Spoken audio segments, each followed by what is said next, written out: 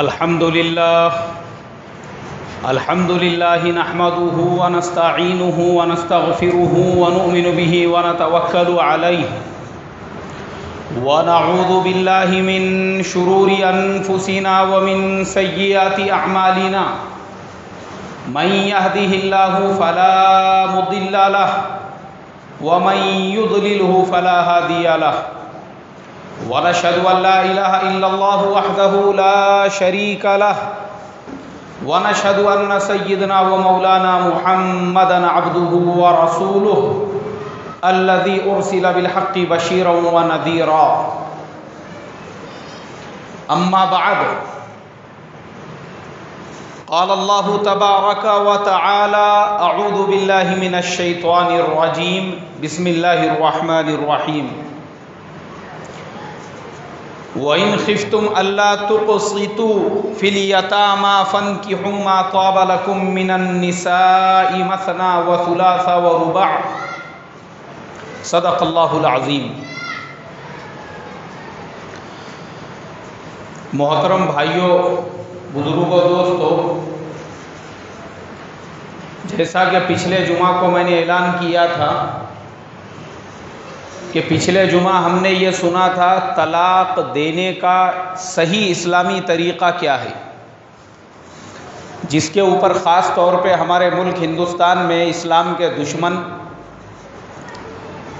واویلا مچا رہے ہیں، اور وعدہ کیا تھا کہ اگلے جمعہ کو انشاءاللہ اسلام میں ایک سے زیادہ نکاح کرنے کی اجازت کیوں ہے اس کے اوپر روشنی ڈالی جائے گی۔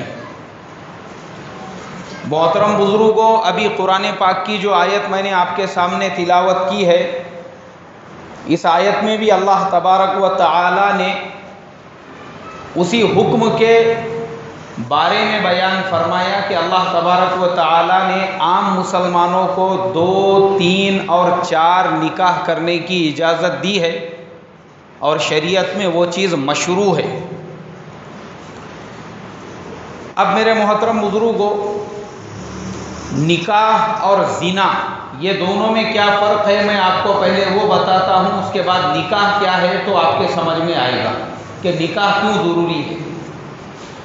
اللہ تبارک و تعالی نے دنیا میں جتنی مخلوقات پیدا کی ہے، صرف انسان نہیں، انسان کے علاوہ بھی جو تمام مخلوقات ہیں،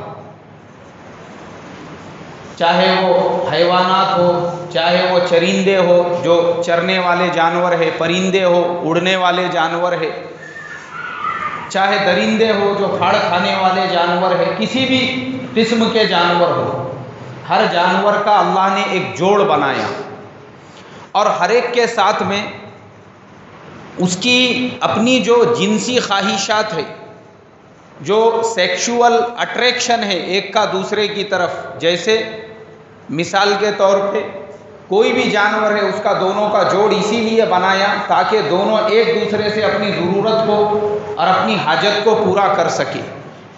اسی لیے ہم لوگ دیکھتے ہیں کہ بھینس کو بچے کب پیدا ہوتے ہیں، جب اس کے ساتھ میں اس کا جوڑی دار تعلقات بناتا ہے، ریلیشن بناتا ہے۔ بکری کو بچے کب پیدا ہوتے ہیں، جب بکری کا جو جوڑی دار ہے وہ اس کے ساتھ میں تعلقات بناتا ہے، تب جا کے بکریوں کی تعداد میں اضافہ ہوتا ہے۔ جانوروں کے لیے اللہ کا یہ قانون ہے، مگر انسانوں کو اللہ تبارک و تعالی نے پہلے جو انسان تھے، حضرت آدم علی نبینا علیہم الصلاۃ والسلام سے لے کر تو ہمارے پیارے آقا حضرت محمد صلی اللہ علیہ وسلم تک کی شریعت میں ہر شریعت کے لیے نکاح کے قانون کو لازمی قرار دیا۔ نکاح کیوں بنایا؟ اس لیے بنایا تاکہ نکاح کو کیوں ضروری قرار دیا؟ تاکہ انسانوں میں اور جانوروں میں فرق ہو سکے، اس لیے کہ جانور کسی سے بھی اپنی ضرورت کو پورا کر لیتے ہیں، مگر انسان ویسا نہ کرے، بلکہ انسان اسی کے ساتھ اپنی ضرورت کو پورا کرے جو لیگلی اس کی اسپاؤس ہو، اس کی جوڑی دار ہو، اس کی پارٹنر ہو، سماج میں قانوناً جس کو اس نے پورے سماج کے سامنے قبول کیا ہوا ہو۔ اسی لیے اسلام نے زنا کو حرام قرار دیا کہ بھائی کتوں بلیوں میں، جانوروں میں اور تیرے اندر فرق ہے، تو انسان ہے، اگر تو وہ حرکت کرے گا تو اللہ تبارک و تعالیٰ نے اس کے لیے اتنی سخت سزا مقرر کی۔ اور کیوں زنا کے اوپر اتنی سخت سزا کو مقرر کیا؟ اس لیے مقرر کیا کیونکہ ہماری جو اسلامی شریعت ہے، ہمارے اسلامی شریعت کے اندر جو نسب ہوتا ہے اس کو بہت زیادہ اہمیت حاصل ہے۔ نسب کسے کہیں گے؟ نسب کہتے ہیں پیدا ہونے والی اولاد کا کسی باپ کا ہونا۔ شریعت یہ کہتی ہے کہ کسی پیدا ہونے والے بچے کو کوئی حرامی نہ کہے، کوئی یہ نہ کہے کہ یہ ولد الزنا ہے یا یہ بغیر باپ کی اولاد ہے۔ اس لیے ہمارے شریعت کے اندر اتنی زیادہ اہمیت ہے کہ پیدا ہونے والے کا کوئی نہ کوئی باپ ہو، اور باپ کب ہوگا؟ جب اس کے والدہ کی لیگل کسی سے شادی ہوئی ہوگی اور کسی کے ساتھ میں اس کا نکاح ہوا ہوگا۔ اور اگر انسان نکاح والے طریقے پہ نہیں چلیں گا اور پھر جیسے جانور کرتے ہیں اسی طریقے کی حرکتیں کریں گا تو پھر پیدا ہونے والی اولادوں کو اپنے ماں کا پتہ ہوگا، اپنے باپ کا پتہ نہیں ہوگا۔ اور یہ سیم سچویشن ہمارے آج کے زمانے میں یورپ اور امریکہ کی ہو چکی ہے۔ یورپ اور امریکہ کا یہ حال ہے، وہاں پہ پیدا ہونے والے 50% بچوں کو اپنے ماں کے بارے میں تو پتہ ہے مگر ان کو یہ نہیں معلوم ہے ہمارا باپ کون ہے بول کے۔ حرام کی اولاد پورے چاروں طرف عام ہو چکی ہے۔ اسلام نے کہا کہ بھائی جانوروں میں اور تمہارے میں فرق ہے، اس لیے اللہ تبارک و تعالیٰ نے حضرت آدم علیہ نبینا علیہ السلام اور حضرت حوا کا نکاح پڑھایا۔ نکاح کا سلسلہ وہاں سے چلا، دنیا کے پہلے مرد اور پہلی عورت سے، اور پھر اسلامی شریعت میں بعد میں جیسے جیسے نبی آتے گئے ان نبیوں نے بھی نکاح کا یہ جو قانون تھا ان کی شریعتوں کے اندر یہ مشروع رہا۔ ہمارے پیارے آقا صلی اللہ علیہ وسلم کے زمانے میں، اب ہم یہاں پہ آتے ہیں، آپ کے زمانے میں بھی وہ سلسلہ نکاح کا موجود تھا۔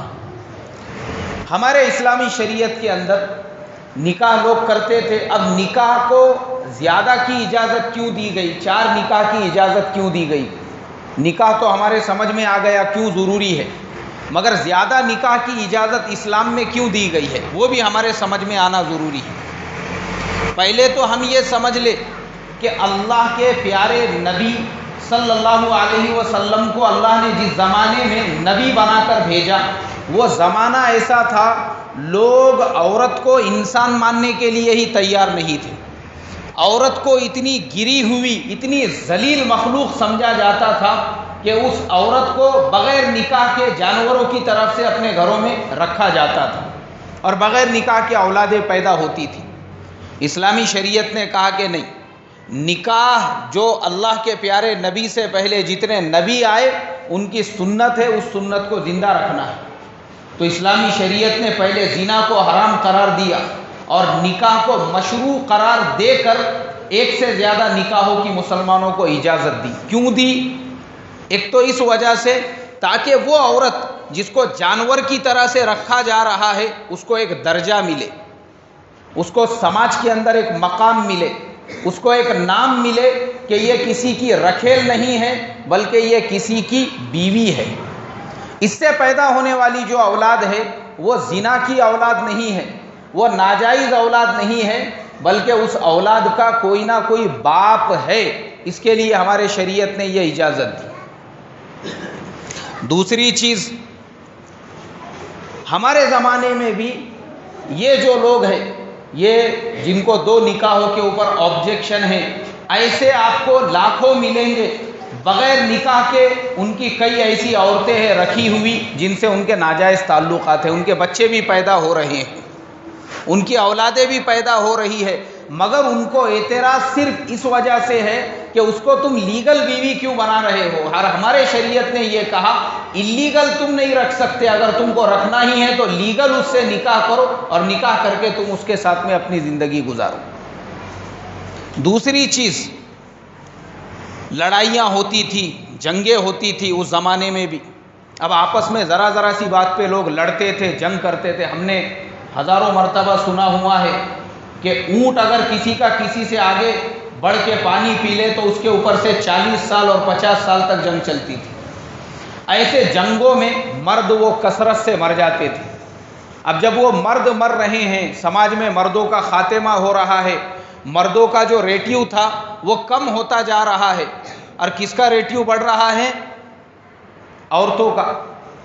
اب مرد کم ہوں گے، عورتیں زیادہ ہوں گی، تو اس لیے اسلام شریعت نے کہا کہ اب جو عورتیں بیوہ ہو چکی ہے، جو عورتیں بے سہارا ہو چکی ہے، دوسرے لوگ ان سے 2 3 نکاح کر کے ان کو سہارا دے۔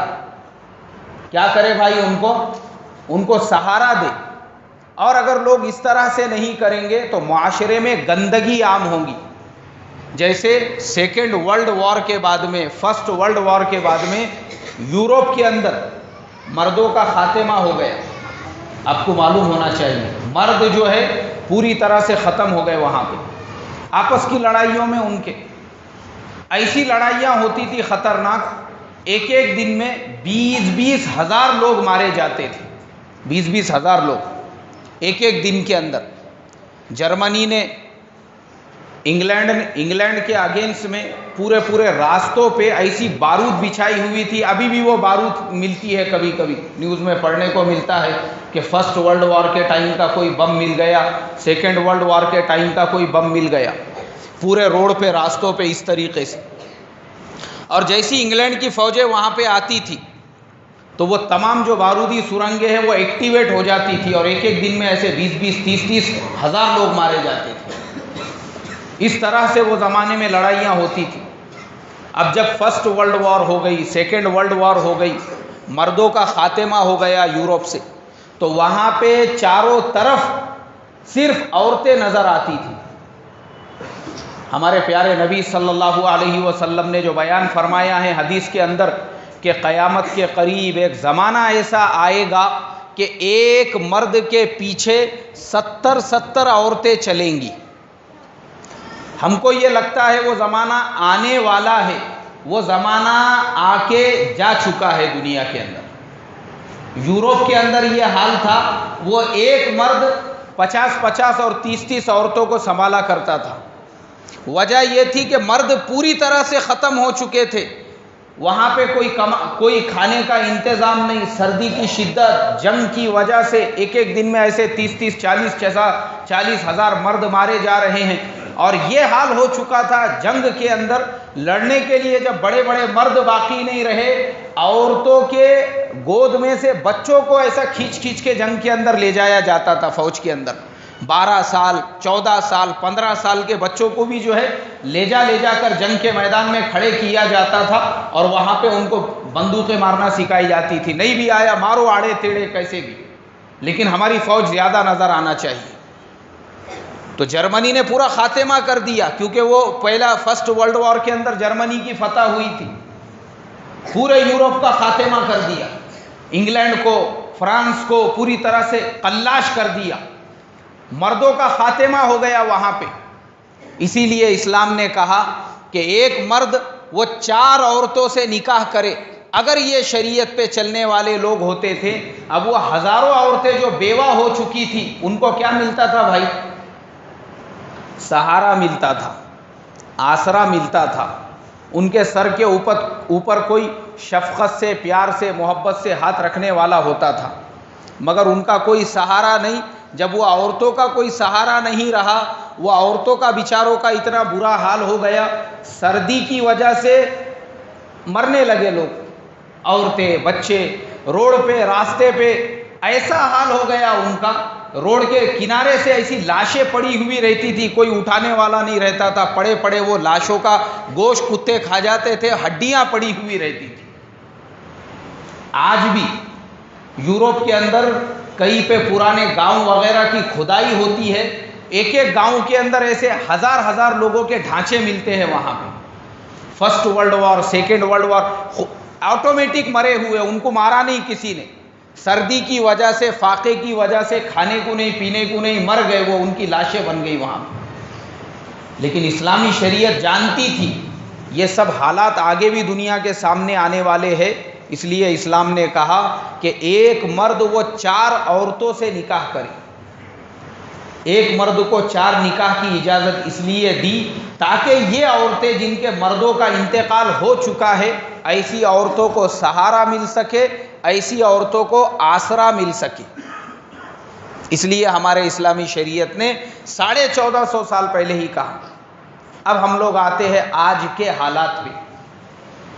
آج ہمارے زمانے میں جن جن ملکوں میں جنگیں ہو رہی ہے، جیسے عراق ہے، سیریا ہے، ایک رپورٹ پڑھا میں نے ایک اردو نیوز پیپر کے اندر، اس میں وہ بتانے لگے سیریا کا اتنا برا حال ہو چکا ہے، وہاں پہ مرد 50% ختم ہو چکے ہیں، 50% سے زیادہ مردوں کا خاتمہ ہو چکا ہے، اور مردوں کا خاتمہ ہونے کی وجہ سے چاروں طرف آپ کو عورتیں ہی عورتیں نظر آئیں گی۔ اب وہ پریشان حال ہے وہ عورتیں، نہ ان کا کوئی شوہر ہے، نہ ان کا باپ باقی ہے، نہ ان کا کوئی نگہبان ہے، نہ ان کو کوئی سنبھالنے والا ہے، وہ عورتیں بیچاری زندگی گزار رہی ہے آرمی کے کیمپوں کے اندر، گورنمنٹ کے کیمپ جو وہاں پہ یونائٹڈ نیشن کی طرف سے لگائے ہوئے ہیں، وہاں پہ زندگی گزارنے کے لیے مجبور ہے۔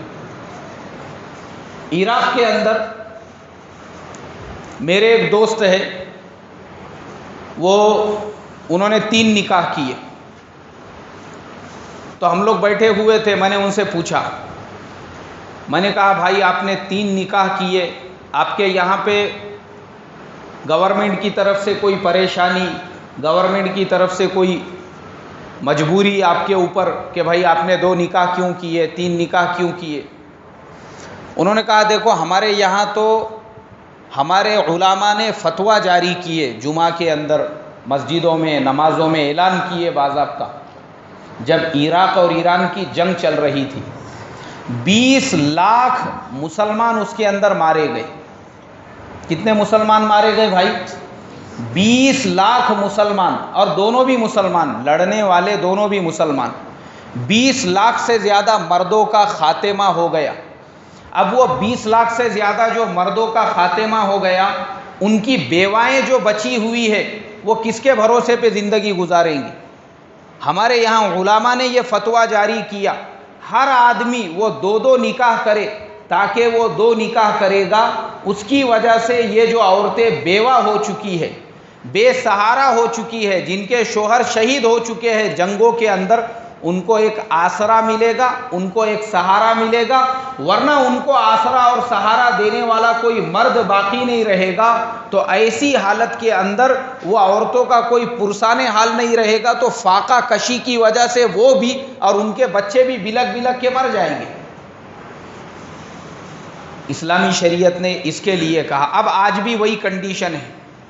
آج دیکھو سیریا کے اندر جو حال ہو چکا ہے، اگر ہمارے شریعت کے اندر 2 نکاح کی، 3 نکاح کی، 4 نکاح کی اجازت نہیں ہوتی تھی، اب مجھے بتاؤ سیریا کے اندر جو ہزاروں لوگ ہر ہفتے مر رہے ہیں، لاکھوں لوگ وہاں پہ ابھی تک مر چکے ہیں، لاکھوں عورتیں بے سہارا ہو چکی ہے، وہ عورتوں کو کون سہارا دے گا؟ کس کی ذمہ داری بنتی ہے؟ یہ ان مردوں کی ذمہ داری بنتی ہے جو زندہ بچے، اب وہ ان عورتوں سے نکاح کرے، 2 نکاح کرے، 3 نکاح کرے، ان کو آسرا دے، ان کو سہارا دے، تاکہ وہ بے سہارا نہیں رہ سکے۔ اس لیے اسلامی شریعت کے اندر قرآن میں اللہ تبارک و تعالی نے فرمایا وَإِنْ خِفْتُمْ رِجَالًا أَلَّا تُقْسِطُوا فِي الْيَتَامَى فَانكِحُوا مَا طَابَ لَكُم مِّنَ النِّسَاءِ مَثْنَىٰ وَثُلَاثَ وَرُبَاعَ، اس لیے قرآن میں یہ آیت نازل کی، اور جس کے اندر اللہ نے 2، 3 اور 4 نکاح کرنے کی ہر مسلمان کو اجازت دی۔ اب آج کے حالات پہ ہم آتے ہیں، ہمارے ملک ہندوستان کے اندر، جہاں پہ ہمارے ملک کے اندر اسلام کے خلاف، مسلمانوں کے خلاف واویلا مچایا جا رہا ہے کہ مسلمان 2 نکاح کرتے ہیں، اس پہ پابندی لگائی جائے۔ آپ کو معلوم ہونا چاہیے یہ جو لوگ آواز لگانے والے ہیں، یہ وہ لوگ ہیں جن کے نزدیک 2 نکاح کو تو یہ اللیگل قرار دے رہے ہیں، مگر بغیر نکاح کے یہ لوگ خود عیش پرست ہے، عیاش لوگ ہیں۔ انہوں نے قانوناً شراب خانوں کے اندر عورتوں کے شراب پلانے کو جائز قرار دے دیا، گورنمنٹ کی طرف سے قانون بنا کر باضابطہ حکم جاری کیا کہ عورتیں وہ شراب خانوں کے اندر شراب پلا سکتی ہے بول کے، ان کو عیاشی کرنا ہے، بغیر نکاح کے عیاشیاں کرنا ہے، اس کے لیے انہوں نے شراب خانوں میں عورتوں کے شراب پلانے کو جائز قرار دیا۔ اب دیکھو ہمارے یہاں پہ وہ عورتیں وہ لوگوں کو شراب پلا رہی ہے، باضابطہ قانونی سرٹیفکیٹ ملا ہوا ہے، لائسنس ملا ہوا ہے، ان کو کوئی روک نہیں سکتا۔ زنا کو انہوں نے عام کر دیا، انہوں نے کہا نکاح مت کرو مگر زنا تم کر سکتے ہیں۔ اور جسم فروش عورتوں کے جو اڈے ہوتے ہیں، دلی کے اندر ہمارے پی ایم صاحب کا جہاں پہ مکان ہے، جہاں پہ ان کا گھر ہے، وہاں سے صرف 3 کلومیٹر کے فاصلے پر ہندوستان کا سب سے بڑا فاحشہ عورتوں کا اڈا ہے، جہاں پہ 50,000 سے زیادہ ایسی عورتیں جو پیسے لے کر لوگوں کو زنا کراتی ہیں، ان کے مکانات موجود ہیں۔ ہندوستان کے پرائم منسٹر کے گھر سے صرف 3 کلومیٹر کے فاصلے کے اوپر وہاں پہ 50,000، کلکتہ میں 50,000، بامبے میں 1,00,000 سے 1.5 لاکھ ایسی عورتیں ہیں جو زنا کرتی ہے، پیسے لے کر لوگوں کو زنا کو عام کر رہی ہے، اس پہ گورنمنٹ کی کوئی پابندی نہیں ہے۔ ہر شہر کے اندر آپ کو کوئی ایسا شہر نہیں ملے گا جہاں پر ایسی عورتیں موجود نہ ہوں، فاحشہ عورتیں، لیکن گورنمنٹ اس کے اوپر پابندی لگانے تیار نہیں ہے، جس کے ذریعے سے پورے معاشرے میں فحاشی عام ہو رہی ہے، گندگی عام ہو رہی ہے، زنا عام ہو رہا ہے۔ اس کے لیے گورنمنٹ کی طرف سے کوئی پابندی نہیں۔ گورنمنٹ کو تکلیف ہے تو اس چیز سے کہ مسلمان لیگل طریقے سے دوسرا نکاح کیوں کر رہے ہیں، کیونکہ ہمارے شریعت کے اندر اگر دوسرا نکاح بھی کسی کو کرنا ہے، اس کے لیے بھی خطبہ ضروری ہے، اس کے لیے بھی 2 گواہ ضروری ہے، اس کے لیے بھی مہر ضروری ہے، اس کے لیے بھی ایجاب اور قبول ضروری ہے۔ اس لیے شریعت کے یہ حکم کو مذاق بنایا جا رہا ہے، شریعت کے یہ حکم پہ آبجیکشن لیا جا رہا ہے کہ اسلام میں 2 نکاح کی اجازت کیوں نہیں ہے۔ مطلب یہ ہے کہ مسلمان نکاح نہ کرے، لیکن بغیر نکاح کے یہ جو لوگ جنہوں نے گندگیاں پھیلا دی ہے، کیا بولتے ہیں اس کو، باروں کے اندر اور شراب خانوں کے اندر شراب پلانے والیوں کو آزادی دے دی، وہ ان کے اندر منع نہیں ہے۔ زنا کے اڈوں کو انہوں نے عام کیا، وہ ان کے نزدیک قابل گرفت نہیں ہے، مگر مسلمان کا 2 نکاح کرنا یہ ان کی آنکھوں میں کھٹک رہا ہے۔ بولے پرسنل لا کے اندر یہ بھی چیز ہے۔ اور میرے محترم بزرگوں، اسلامی شریعت نے 4 نکاح کی اجازت کیوں دی؟ ایک اور اس کا ریزن میں آپ کو بتاتا ہوں۔ لڑکیوں کی جو پیدائش ہے اس کا جو ریٹ ہے، ریٹیو جسے کہتے ہیں، وہ مردوں کے مقابلے میں زیادہ ہے۔ پہلے زمانے سے ہی اللہ نے دنیا بنایا ہی اس نہج کے اوپر، اس قانون کے اوپر، مردوں کی پیدائش کا ریٹیو کم ہے، عورتوں کی پیدائش کا ریٹیو زیادہ ہے۔ ہمارے ملک کے اندر یہ چیز کیوں عام سمجھ میں نہیں آتی؟ ہمارے یہاں پہ لڑکیوں کا فگر کم ہو رہا ہے، کیوں ایسا ہو رہا ہے؟ اس کی سب سے بڑی وجہ یہ ہے، ہمارے ملک ہندوستان کے اندر زندہ لڑکیوں کو مار دیا جاتا ہے۔ اسلام کے آنے سے پہلے عرب کے اندر لوگ اپنے پیدا ہونے والے بیٹیوں کو زندہ دفن کر دیا کرتے تھے۔ بسم اللہ الرحمن الرحیم۔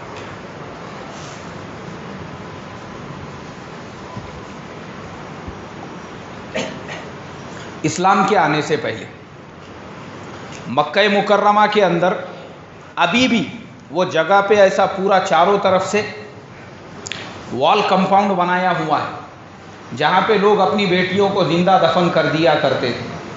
اب وہ تو بیچارے جاہل لوگ تھے، زمانے جاہلیت کی باتیں تھی، ان کو علم نہیں تھا، معلومات نہیں تھی، کوئی بتانے والا نہیں تھا۔ لیکن جب بتانے والے آ گئے، اللہ کے پیارے نبی صلی اللہ علیہ وسلم، تو ان لوگوں نے وہ چیز کو ختم کر دیا۔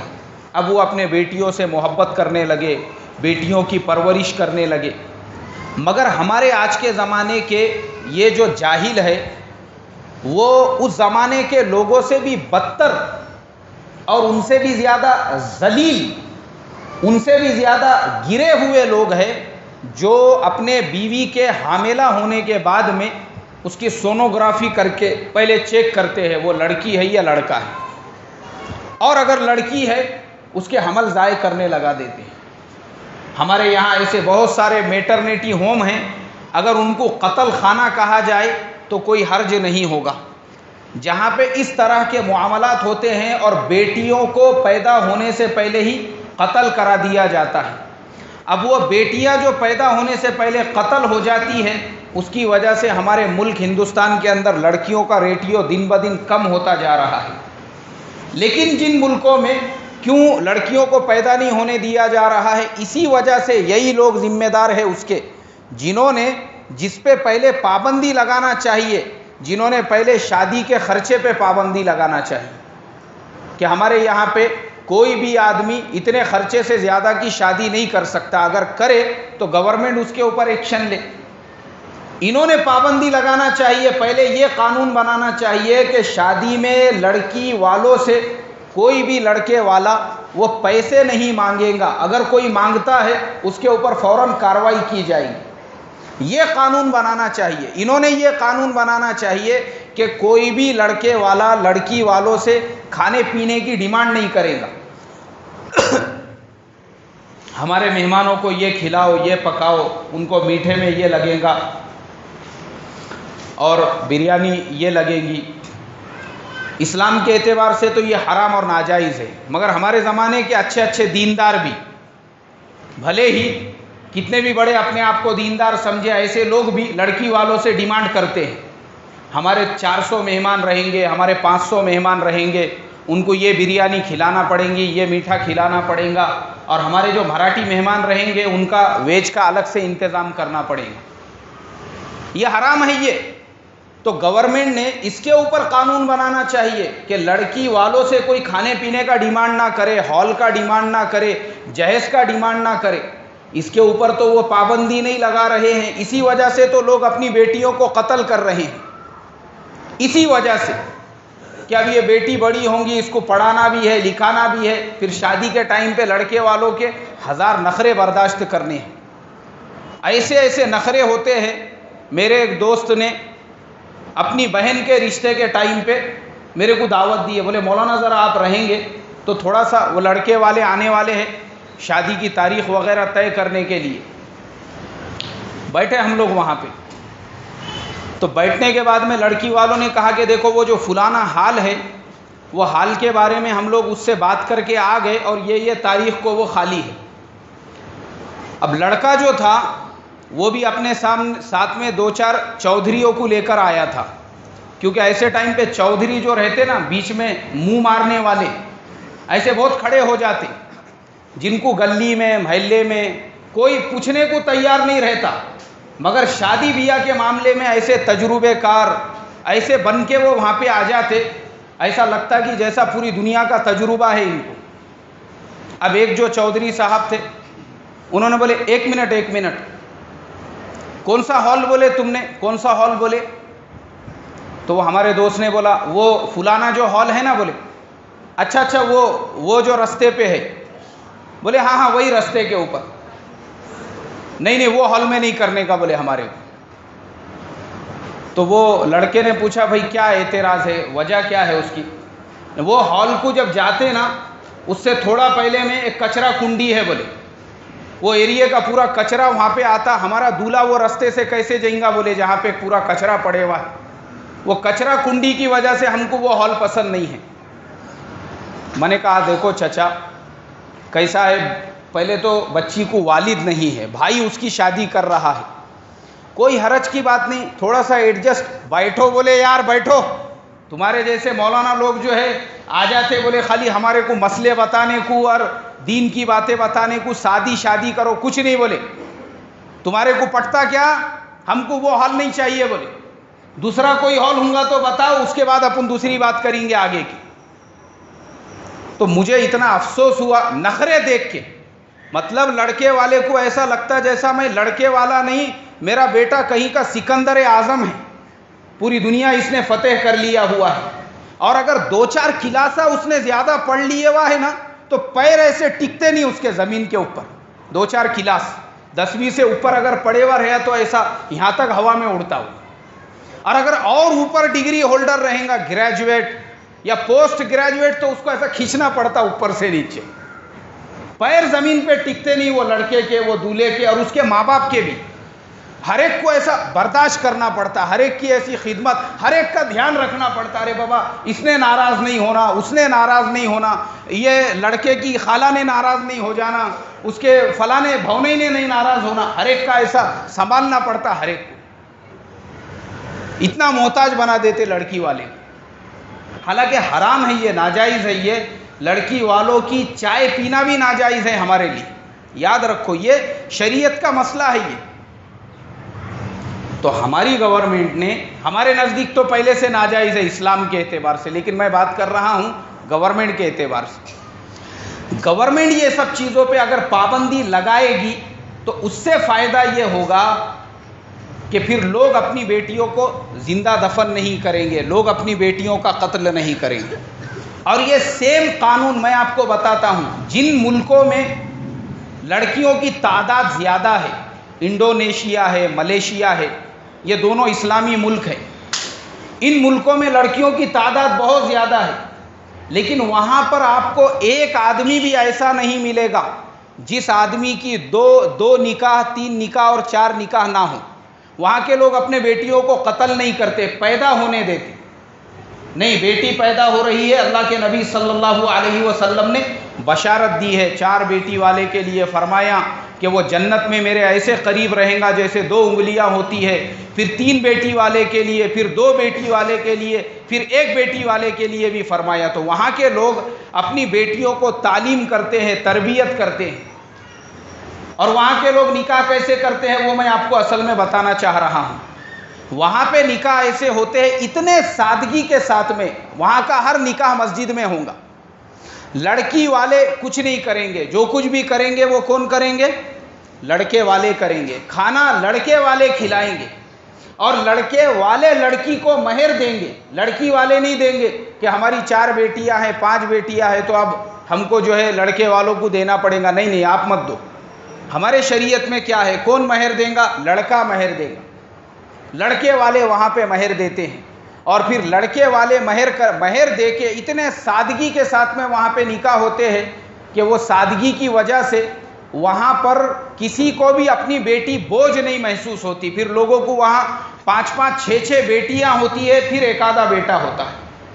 اور نکاح کو وہ لوگوں نے عام کیا, 2 نکاح کرو, 3 نکاح کرو, 4 نکاح کرو, جتنی شریعت نے اجازت دی ہے. کیونکہ اسلام میں بیٹی کو قتل کرنا یہ حرام, ناجائز ہے, بلکہ وہ بیٹی قیامت میں گرفت کریں گی. تو وہاں کے لوگوں نے اپنے معاشرے کو ایسا بنایا, پیدا ہونے والے بیٹی کو پیدا ہونے دو, اور جو نکاح کرنے والے انہوں نے سادہ بنایا. کوئی ان کے نزدیک عیب نہیں ہے کہ بھائی تم 2 نکاح کرو, 3 کرو یا 4 نکاح کرو, ایک دم سادگی کے ساتھ میں. اور جب وہ لوگ سادگی پہ آئے, اب وہ سادگی کی وجہ سے دیکھو اللہ نے ان کو برکتیں کیسے دی. ہمارے یہاں پہ ہم لوگ سادگی پہ نہیں آئے نکاح کے معاملے میں. یہ جو حالات ہمارے ہو چکے ہیں اس وجہ سے ہمارے یہاں گھروں میں برکت بھی نہیں ہے, اکثر لوگ پریشان ہوتے ہیں. حالانکہ اللہ کے نبی نے فرمایا کہ نکاح کرو, نکاح سے گھروں میں برکت آئے گی, مگر کون سے طریقے پہ کرو؟ یہود و نصارہ کے نہیں, کفار مشرکین کے نہیں. کس کے طریقے پہ؟ اللہ کے نبی کے. اب دیکھو وہاں کے لوگ جب اللہ کے نبی کے طریقے پہ آ گئے تو اللہ نے وہ لوگوں کے مال و دولت میں برکت کیسے دی. میرا ایک دوست وہاں پہ کام کرنے کے لیے تھا, اس کے واپسی کے بعد میں اس کی ملاقات کے لیے گیا. میں بولا یار وہاں پہ کیسے حالات ہیں, وہاں کے مسلمان وغیرہ کیسے ہیں, مطلب غریب ہے, پریشان حال ہے, کیسے حالات ہیں وہاں مسلمانوں کی؟ بولے وہاں کے مسلمان اتنے رچ, اتنے امیر اور اتنے مطمئن ہیں. بولے وہاں پہ روڈ پہ, راستے پہ ایسے موسمبی کے جھاڑ لگے ہوئے ہیں, ایسے پپئی کے وہ جھاڑ لگے ہوئے ہیں. وہ پورے جھاڑ پہ کبھی کبھی پتے ختم ہو جاتے, پورے پھل لگ جاتے اس کو, سنترے, موسمبی وغیرہ, وہ ایسے پورے لٹکتے زمین کے اوپر. تو رستے سے جانے آنے والا کوئی اس کو ہاتھ نہیں لگاتا, دیکھتے بھی نہیں لوگ. میں بولا یار اس کو توڑ کے بیچتے کیوں نہیں؟ نہیں نہیں، وہاں کے لوگ اس کو صرف خوبصورتی کے لیے رکھتے کہ درخت کتنے خوبصورت نظر آ رہے ہیں. گھروں میں بھی اگر فروٹ پھل لگے ہوئے ہیں بس اس کو رہنے دیتے، ضرورت پڑی تو بازار سے خرید کے اس کو استعمال کرتے. اللہ نے وہاں کے لوگوں کو اتنا امیر بنایا ہے، کائی کی وجہ سے؟ بولے سادگی کی وجہ سے. وہاں پر تم کو پریکٹیکل اسلام نظر آئے گا جیسا قرآن میں بتایا. تو اللہ نے برکتیں بھی ایسی دی. ہمارے یہاں برکتیں کیوں ختم ہو گئی؟ کیونکہ ہمارے پریکٹیکل زندگی میں وہ چیز نہیں آئی. تو اس لیے میرے محترم بزرگوں، اسلامی شریعت نے اسلام کا ہر حکم وہ پوری دنیا کے لیے رحمت ہے. رحمت کیا ہے بھائی؟ پوری دنیا کے لیے. اور خالی آج سے 1400 سال پہلے رحمت نہیں تھا، اس وقت بھی رحمت تھا، صحابہ کے زمانے میں بھی رحمت تھا، آج بھی رحمت ہے. اور آگے اگر دنیا چاند تاروں پہ بھی رہنے کے لیے چلی جائے تب بھی اسلام کے احکام دنیا کے لیے کیا رہیں گے؟ رحمت ہی رہیں گے. یہ جتنے اسلام کے خلاف آواز لگانے والے ہیں، بدنام کرنے والے ہیں، ان کو اپنا کام کرنے دو، ہم اپنا کام کرتے رہے. اسلام یہ اللہ کا دین ہے، اللہ خود اپنے دین کی حفاظت کرے گا، لیکن ہمارا کام یہ ہے ہم اس کے اوپر عمل کریں. کیا کرے بھائی؟ ہم اس کے اوپر، ہماری ذمہ داری عمل کرنے کی ہے، حفاظت کی ذمہ داری ہماری نہیں، حفاظت کرنے والا اللہ ہے. ہمارا کام ہے ہم عمل کریں ہر چیز پہ. نمازوں کے اوقات میں نمازوں کی پابندی کرے. میں دیکھتا ہوں عشاء کی نماز میں مشکل سے 3 سے 4 صفیں ہوتی ہے، اور جب میں یہاں سے نکل کے گھر کی طرف جاتا ہوں بس ایسا ٹن لیتا ہوں تو یہاں پہ کچھ نئی ہوٹلیں کھلی ہوئی ہے، کم سے کم مجھے وہاں پہ 400 سے 500 مسلمان نظر آتے ہیں. 400 سے 500 مسلمان. روڈ پہ جگہ نہیں رہتی، ایسا ہٹا ہٹا کے ایسا لے جانا پڑتا گاڑی کو آگے. ارے بھائی سر کو یہ ہوٹل کے سامنے ہجوم، وہ ہوٹل کے سامنے ہجوم، اور نماز کو مسلمان آنے کے لیے تیار نہیں. تو بتاؤ میرے محترم بزرگوں، کہاں سے خیر آئے گا؟ کہاں سے برکت آئے گی؟ تو کم سے کم ہم زیادہ دین کے بڑے بڑے کام نہیں کر سکتے، شروعات ہم نماز سے کریں. کہاں سے کریں گے بھائی؟ کریں گے انشاءاللہ. اللہ مجھے آپ کو عمل کی توفیق عطا فرمائے. جن کی سنتیں باقی ہے وہ سنتیں پڑھ لے، اور ویسے ہی ساتھی آگے آگے بھی بڑھتے جائیں.